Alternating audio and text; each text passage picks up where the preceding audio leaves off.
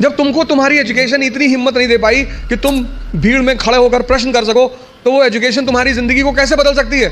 अगर तुम पढ़े लिखे हो, शिक्षित हो और तुम सवाल नहीं कर सकते, तो एजुकेशन कम से कम इतनी तो क्षमता दे कि मैं पूछूंगा हाथ उठा के। ये सब 4-5 साल से तैयारी कर रहे हैं, बता नहीं रहे। 5 साल से कर रहे हो ना, चलो तुमसे कुछ पूछेंगे नहीं। ऐसे बैठो जैसे तालिबान ने काबुल में कब्जा कर लिया। कितनी आग लगी अंदर कि मास्टर आईएएस बनेंगे, बंद कराएंगे तुमको, कुछ भी हो जाए।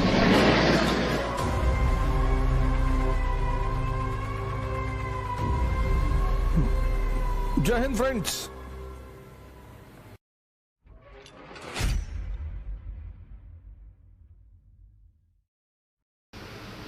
हर आदमी, आप में से बहुत सारे लोग होंगे जो पिछले 1 साल से तैयारी कर रहे होंगे, 2 साल से तैयारी कर रहे होंगे। कितने लोग हैं जो 2 साल से तैयारी कर रहे हैं? अब ना बताओगे। 2 साल से। और इधर ऐसे बैठो जैसे तालिबान ने काबुल में कब्जा कर लिया।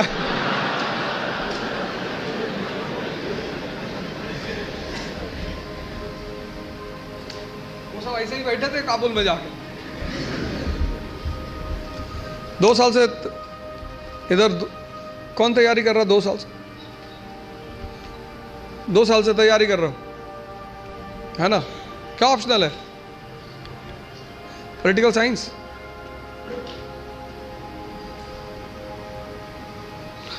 चलो तुमसे कुछ पूछेंगे नहीं।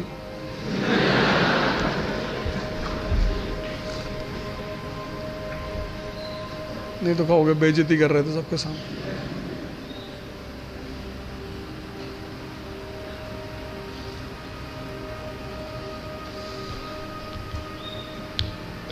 बस 3-4 लोग 2 साल से तैयारी कर, ये सब 4-5 साल से तैयारी कर रहे हैं, बता नहीं रहे।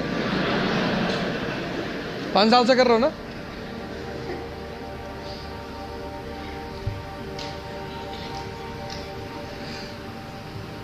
कई चीजें हैं जो मैं हर सेमिनार में रिपीट करता हूं, उसमें से एक ये है कि स्टूडेंट, भिखारी और सन्यासी की कोई इज्जत होती नहीं।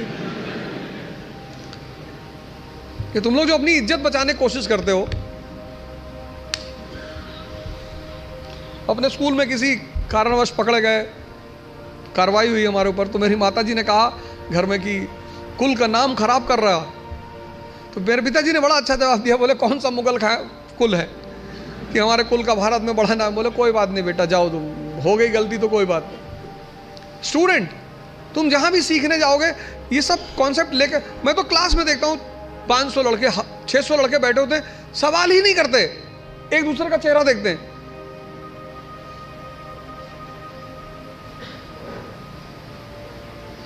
जब तुमको तुम्हारी एजुकेशन इतनी हिम्मत नहीं दे पाई कि तुम भीड़ में खड़े होकर प्रश्न कर सको, तो वो एजुकेशन तुम्हारी जिंदगी को कैसे बदल सकती है?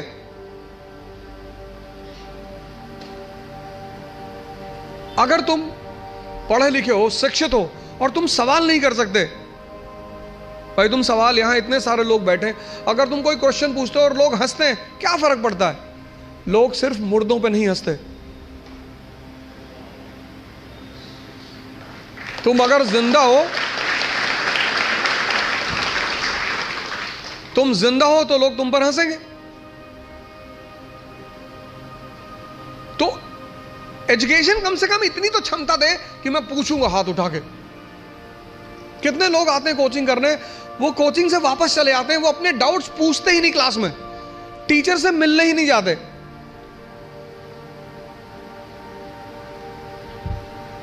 और दुनिया में राइज करने का सबसे अच्छा साधन है बेइज्जती। जो तुम मोटिवेशन ढूंढते हो ना, वो इसीलिए ढूंढते हो क्योंकि तुम्हारी बेइज्जती नहीं होती। जिसकी बेइज्जती होने लगेगी ना, उसके अंदर आग लग जाएगी कि तुमको दिखाएंगे अब।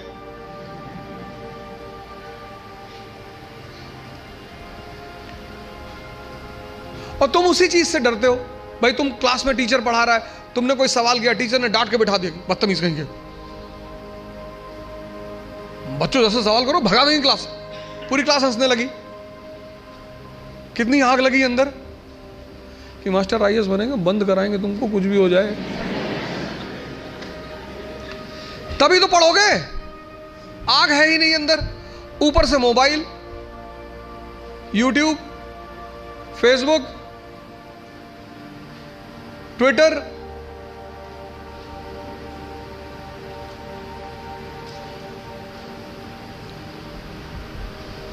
मैं 4-5 दिन पहले क्लास ले रहा था दिल्ली में, तो एक भाई साहब लिख रहे थे एक हाथ से, दूसरे हाथ से मोबाइल से रिकॉर्ड कर रहे थे। मैंने कहा यूट्यूबर हो? पकड़ लिया, वो कोने में उन्होंने रखा तो पकड़ में आ गया। मैंने कहा वैसे ही यार इतने लोग पीछे पड़े हैं, क्या बना रहे हो? नहीं नहीं सर ऐसे ही, पढ़ लो यार। अब इस क्लास में बहुत सारे लोगों का PSIR ऑप्शनल होगा। कितने लोगों का है?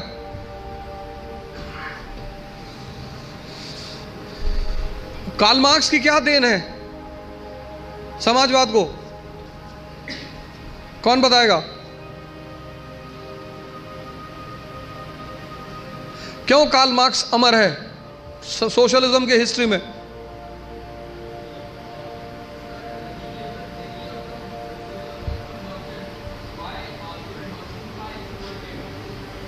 Why?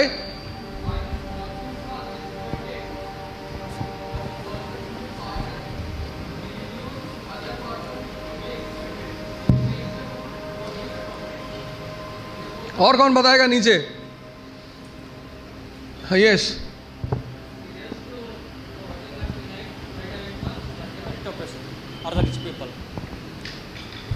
he said to working class to unite. He said to working class to unite. And नहीं, मेरा क्वेश्चन ये है कि ऐसी कौन सी बात उसने कही जिससे वो खुदा बन गया समाजवाद का? Why he is called as the god of socialism? Exploited वर्ग जो तबका है वो इसलिए एक्सप्लॉइटेड है क्योंकि उनके पास पॉलिटिकल एंड इकोनॉमिक वो नहीं है, इसलिए। और उन्होंने बताया लोगों को ऐसा। इनको तो भाई पीछे। So I guess workers lacked consciousness. तो कुछ फार्मूला तो दिया होगा ना उसने? ऊपर माइक है। हमें लगा कूदने जा रहे हो पकड़ के रेलिंग, वहीं से बताना। हाँ,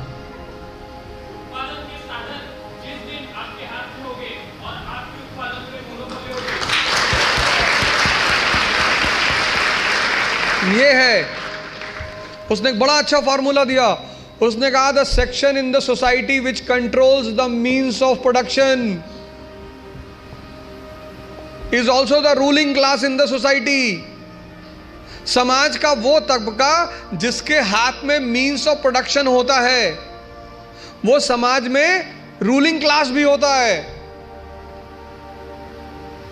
तो मजदूर तबका क्या हुआ?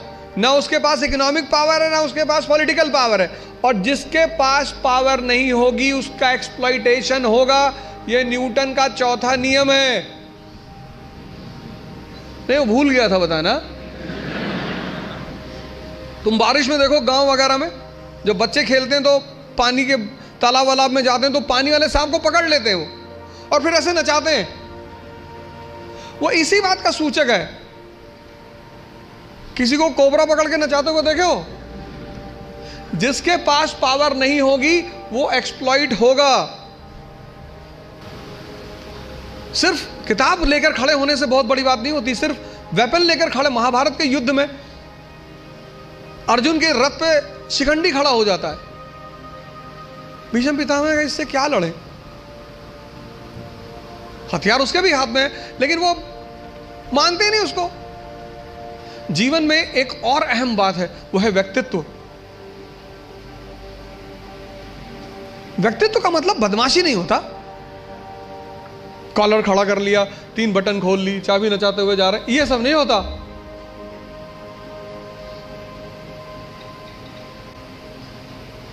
हमारे देश की एजुकेशन सिस्टम ने जिसको सबसे ज्यादा निगलेक्ट, मतलब मैं देखता हूं लोग 4 आदमी के सामने बोल नहीं पाते। 10 लोग बैठे हैं वो बोलेंगे ही नहीं।